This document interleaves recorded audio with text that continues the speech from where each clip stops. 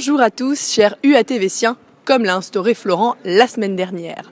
Au programme de cette émission normale, car oui, on arrête un petit peu les émissions spéciales pour le moment, nous retrouverons Diane et ses séries télé. Pierre-Olivier nous parlera des JO, mais pas vraiment de la façon dont vous l'imaginez. Et tout de suite, on dit bonjour à tous les étudiants Erasmus et Échange. Bonjour à tous. La semaine dernière, c'était la rentrée pour les étudiants en échange. Et oui, je dis les étudiants en échange parce qu'il n'y a pas seulement les Erasmus qui sont venus, mais aussi des étudiants qui viennent hors d'Europe. Par exemple, 2 filles du Canada. Je m'appelle Catherine Hidon. Je fais mes études à Montréal dans la psychologie puis la génétique. Je suis en échange bilatéral. Ici, je prends des cours de sciences humaines puis histoire. Ma copine ici est aussi en échange. Elle est québécoise aussi. Je fais mes études en Israël en moment. Puis je suis aussi une étudiante à Concordia à Montréal. Puis je fais mes études en la science des religions. Je leur ai proposé un petit jeu. Je vais leur dire des mots-clés et eux, ils vont nous parler de leur culture. Érable. L'arbre officiel du Canada. C'est comme la stéréotype des Canadiens. Moi, je pense tout de suite au sirop d'érable parce que j'adore ça et je mets ça sur... Et spécialement à Québec. Le climat. Froid. Vraiment, vraiment froid. Maintenant, c'est comme moins 20 ou moins 30 degrés. La chose qui est la plus intéressante avec le climat au Canada, spécialement au Québec, c'est qu'on a les 4 saisons vraiment distinctes. L'été vraiment, vraiment chaud et l'hiver vraiment, vraiment froid. Les langues. Au Québec, c'est vraiment intéressant.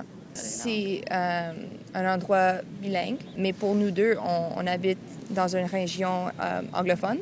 Alors, on est des anglophones, mais... Nous sommes la minorité. Québec, c'est francophone. C'est plutôt francophone. Et les personnes qui parlent anglais sont la minorité. Et il y a beaucoup de politique qui vient avec les langues. Tu dois parler les 2 langues, sinon tu peux pas travailler, tu peux pas... Oui. À les hôpitaux, si tu parles pas français, ça vous donne beaucoup de problèmes. Beaucoup de problèmes aussi. La crosse. Officiellement, la sport national du Canada, mais honnêtement, je sais personne qui joue du lacrosse. Non. C'est pas populaire du tout. C'est plutôt lucky. Partout au Canada, c'est le sport. Pour moi, c'est le sport national, pour moi. La fête du Canada. C'est le 1er juillet, puis ça célèbre quand le Canada a devenu un pays officiel en 1867, je pense. On boit beaucoup d'alcool. Feu d'artifice. Beaucoup de bière. Merci Evelyne. Et tout de suite, direction la Russie. J'arrive, Carole. Salut à tous. Comme vous l'aurez deviné, l'actu du moment, c'est la Russie et les JO de Sotchi.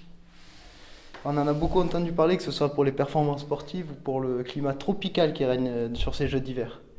En revanche, on a un peu moins entendu parler de Kosta. Ouais, j'ai bien dit Kosta. Alors Kosta, comme on peut le voir sur la carte, ça se situe à 15 km de Sotchi. Allez, contextualisation. Vous ne le savez peut-être pas, mais avant la compétition, Vladimir Poutine avait mis en place un décret pour, je cite, interdire toute manifestation non liée au déroulement des JO dans les environs de Sotchi. Malheureusement pour lui, on ne fait pas tout à fait ce qu'on veut aux JO de Sotchi. Donc après des pressions du Comité international olympique, ce décret a dû être annulé. Quel rapport avec Kosta, me direz-vous ? Eh bien, Kosta, c'est en fait la ville qui a été choisie pour accueillir la zone spéciale de manifestation. Désormais, toute personne voulant crier son désaccord peut le faire, à condition de le faire dans cette zone. Pas content! Pas content! Pas content! Pas content! Pas content! Alors, présentation. Comme on peut le voir, on a une autoroute aérienne juste là-haut, là-haut à gauche. Et le bruit qu'on entend en fond, c'est celui des trains qui circulent sur les rails juste à côté. Vous avouerez que pour se faire entendre, on a déjà connu mieux. À ce jour, 2 manifestations ont été recensées. La première, le 1er février dernier, qui rassemblait 6 communistes locaux qui dénonçaient l'abandon des anciens combattants de la Deuxième Guerre mondiale.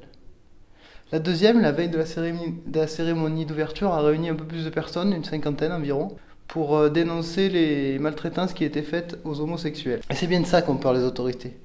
En effet, en juin 2013, Vladimir Poutine, le président russe, a promulgué un texte de loi sanctionnant tout acte de propagande homosexuelle. Et dernièrement, c'est le maire de Sotchi en personne qui a affirmé dans les médias qu'il n'y avait pas d'homosexuels dans sa ville. Ambiance. Enfin, on va se quitter sur quelques images divulguées par Human Rights qui montrent la manière dont sont traités ceux qui ne sont pas hétérosexuels en Russie. Attention, ces images peuvent heurter la sensibilité de certaines personnes. Et nous, on se retrouve dans 3 semaines pour une nouvelle chronique qui sera, on l'espère, un peu plus joyeuse. Ты так одет, ебать? В смысле, А? с тематической вечеринки. На нахуй. Нет, ты пойдешь с нами? Да я не пойду, вот здесь я буду стоять нормально. Вот здесь я буду стоять.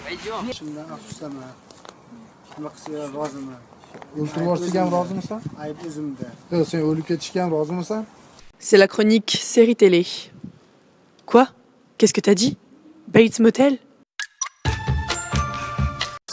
Bonjour à tous et bienvenue sur mon site Psychopathe un jour, psychopathe toujours.com. Et oui, nous allons parler des psychopathes dans le cinéma.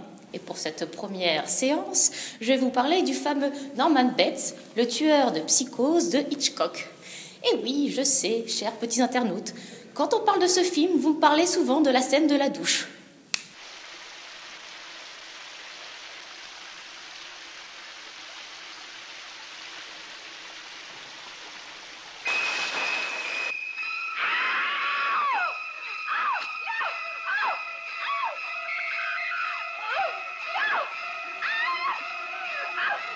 Mais savez-vous qui est Norman Bates et pourquoi il est devenu un tueur?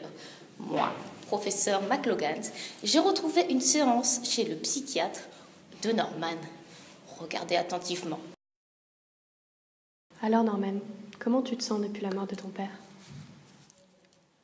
Je m'en remets difficilement, mais ça peut faire du bien de changer d'atmosphère. Et puis maintenant, on a un motel, c'est un nouveau départ. Mais j'en voulais pas, moi, de ce motel. Mais si, voyons, Norman, qu'est-ce que tu dis? Puis le plus important, c'est que nous soyons ensemble, toi et moi. Ta mère, elle t'aime, tu sais ça? Pardon, mère, je me suis emportée. Tu as raison. La ville peut me faire du bien. Et puis, j'ai rencontré une fille. Une fille, Norman? Pourquoi? Tu m'as jamais dit? Tu es si égoïste, tu me mens maintenant? Tu sais tout ce que j'ai fait pour toi? Norman, je suis ta mère, ta mère! Arrête, maman, arrête de t'initier dans ma vie, mère. C'est ma vie, moi et moi seule. Tu comprends? Norman, dis-moi, quelle est cette personne à qui tu parles? Cette vidéo est troublante, n'est-ce pas? Bon, d'accord, Norman n'a pas existé. Mais s'il avait pu, cette vidéo truquée aurait pu exister. Je vous propose maintenant de consulter le préquel du film Psychose, la série Bates Motel. How could a God who made all this beautiful stuff in the world also make things that are scary and evil?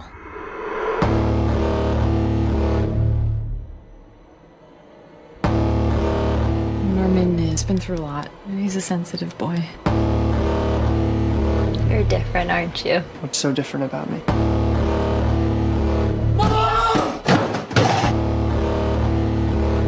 This is our chance to start over. It's all gonna be good, Norman. Bates Motel raconte l'adolescence de Norman Bates. Pourtant, il ne s'agit pas de marcher sur les plates-bandes de Hitchcock. Non, non, non. Cette série a bien un univers à part, avec une temporalité à part. Norma, la mère, et Norman, le fils, préservent leur relation si précieuse et inquiétante dans le motel qu'ils viennent d'acheter. Pourtant, Norman n'a que 17 ans et va s'ouvrir au monde extérieur.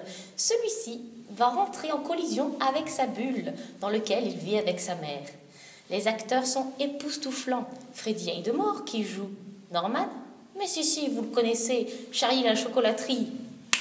Le tout mignon, là, avec la petite gueule d'ange. Ben là, il n'a plus vraiment une petite gueule d'ange. Il est là pour créer l'ambiguïté. Et la mère, la talentueuse Vera Farmiga. Je pense que vous allez vite aimer la détester. Et puis autour de la relation Norma, se cachent des histoires étranges sur la ville et ses habitants, un peu comme la série américaine. Vous savez, la série américaine des années 90, Twin Peaks. Alors, petits internautes, à vos écrans et watchez. Et peut-être que vous watcherez encore plus fort si je vous dis que c'est fait par les réalisateurs de Lost. Lost! Non, pas Lost. On ne veut pas de fin pourrie pour Norman Bates. Mais tu es bête, McLogan. La fin de Norman Bates, on la connaît déjà. No susai.